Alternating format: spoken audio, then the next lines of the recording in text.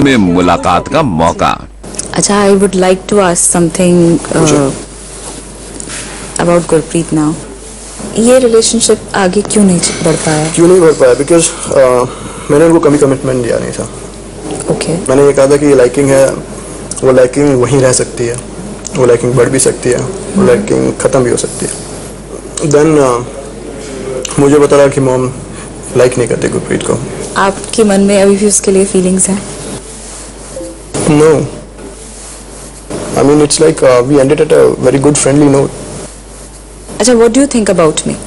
First of all, जो जितना जल्दी एज के अंदर रिस्पॉन्सिबिलिटी लेना सीख जाता है, I respect that person a lot. दूसरी चीज, यू नो कि आपको लाइफ में क्या चाहिए। Third thing, you are very caring for your family. आपने अपनी फैमिली के लिए बहुत चीजें देखी हैं। Fourth thing, you are very clear with what you want. ये काफी चीजें हैं। मैं ये पूछना चाहूंगी कि अगर ये हम दोनों की जोड़ी आगे एज अ कपल आते हैं कभी, तो क्या आप अपनी मम्मी के लिए मेरे से you know will you be a man enough to talk to your mom about me? मैं आज जो ये लाइफ टाइम पे डिसीजंस होते हैं, इनको मैं एकदम से नहीं लेता हूँ। इन केस मुझे ऐसा लगता है कि हाँ आप वो बंदी हो सकती हैं, देन अगर ऐसा लगता है मुझे, तो I would like to discuss to my mama. मैं ये भी नहीं चाहूँगा कि वो लाइकिंग भी बढ़े, क्योंकि मुझे लगता है कि वो लाइकिंग वाली सिचुएशन भी नहीं आनी चाहिए अगर ऐसा कुछ होता है तो। अच्छा, आपको कुछ पूछना है, पूछिए। आपको लगता है 4 हफ्ते आपके लिए बहुत है किसी को जानने के लिए?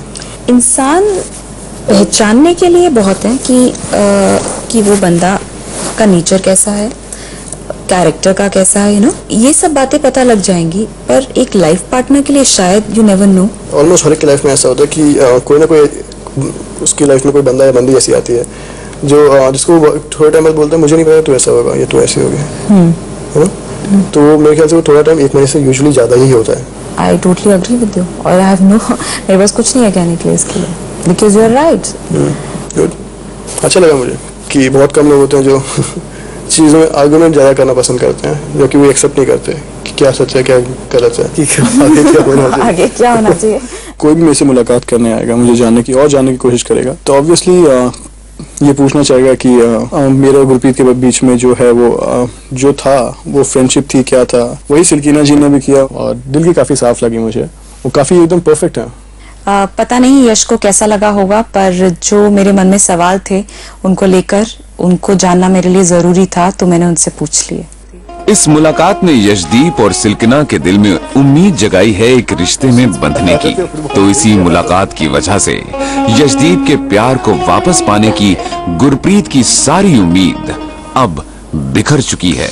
यहाँ पे कुछ तो होप लेके आई थी ना मैं, but now when there are no hope, there is nothing at all, it's over.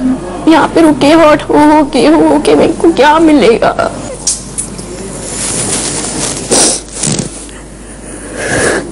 मैं तो तुम्हें पहले कह रही थी, होप रखनी नहीं चाहिए थी। कुछ नहीं मिल रहा है मुझे यहाँ पे रह के, सिवाय आंसू के कुछ नहीं मिल रहा है। चलो उठ करते हैं ना बात में। चलो। Why the hell did I come here? I was so stupid यार। कहाँ चली गई थी मेरी बुद्धि?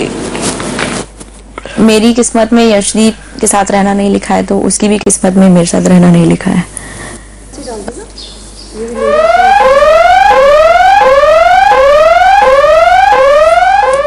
अगले दिन की शुरुआत हुई एक संदेश आने की खबर से, और यही संदेश बनने वाला है किसी के लिए आफत का पैगाम। कुंवरों की चुनौती का असली मकसद है कुंवर और उनकी पसंद की कन्या की मुलाकात करवाना, ताकि मुलाकात के जरिए एक रिश्ते की बुनियाद रखी जा सके। इसी मकसद को आगे बढ़ाते हुए आज कुंवर जाने वाले हैं एक चुनौती का सामना करने। क्या मकसद के लिए जाते हैं? कौन मकसद के लिए जाता है? कौन सीरियस है शादी के लिए?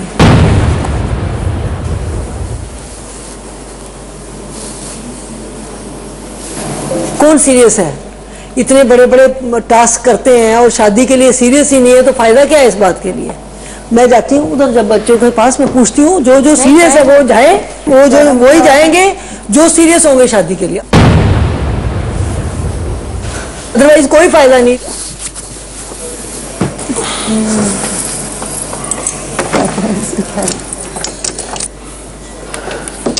वैसे नमस्ते जी, कहाँ हैं सब लोग? सो रहे हैं। सो रहे हैं? हितेश, तैयार हैं सर जी? टास्क पे जाना आप लोगों ने और आप सो रहे हो? चलो आओ, बैठे, बाहर आओ। यश आओ, बैठो।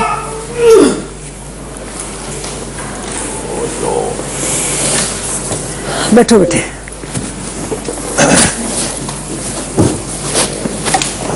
विवेक, ऐसा है 10 हफ्ते से आप लोगों ने टास्क पे गए हो। मुझे ऐसा नहीं लगता हितेश और राजवीर के सिवाय कि यहाँ पे कोई बच्चा कोई सीरियस है शादी के लिए। तो मैं आपसे ये पूछती हूँ कि अगर आज आपको टास्क पे भेजा जाता है तो आप किस कन्या को के साथ समय बिताना पसंद करोगे और क्यों? मैं टास्क अगर जीतता हूँ तो मैं सिल्कीना को जानना चाहता हूँ, मैं उनको लेके जाऊँगा। 2 बार छत पे जा चुके हो, छत पे सामने से सिल्कीना 2 बार आई है, तो वो आपने कोई ज्यादा इंटरेस्ट नहीं दिखाया उसमें। और यश, आप बताएं। सिल्कीना, क्या मुझे एक बात का आप जवाब देंगे? अगर आप सिल्कीना को पसंद करते हो, क्या उसके लिए आप स्टैंड लोगे? सिल्कीना से शादी कर रहे हो तो अपनी मदर को कन्विंस कर सकते हो आप। आंटी जी, 1 या 2 मुलाकात में मैं शादी नहीं करता। शादी नहीं कर सकते, फिर आपको टास्क पे जाने का कोई हक नहीं। ठीक है। हम लोग केवल 3 महीने के लिए आए थे, 14-13 वीक हम लोगों को मिले हैं। बाई चांस इनके 2 वीक बीच में से खराब हो गए, लेकिन ये सीरियस है जो दोबारा फिर यहाँ पे आए हैं। इसलिए मैं ये समझती हूँ आप भी शादी के लिए सीरियस नहीं हो, आप भी अभी कोई शादी के लिए सीरियस नहीं हो। आप जल्दी से डिसाइड नहीं कर पाते हो किसी चीज के लिए, तो मेरे ख्याल में इसे ज्यादा वक्त, 10 हफ्ते से ज्यादा वक्त मिलना, और मैं नहीं चाहूंगी कि वो टाइम जो है आप टास्क के ऊपर व्यतीत करो, आपको एक पावर मिले और उस पावर का यूज ना हो करके मिसयूज हो जाए। कोई सही जोड़ी आगे जाती जाती हो तो उसके लिए प्रॉब्लम्स खड़ी हो जाए।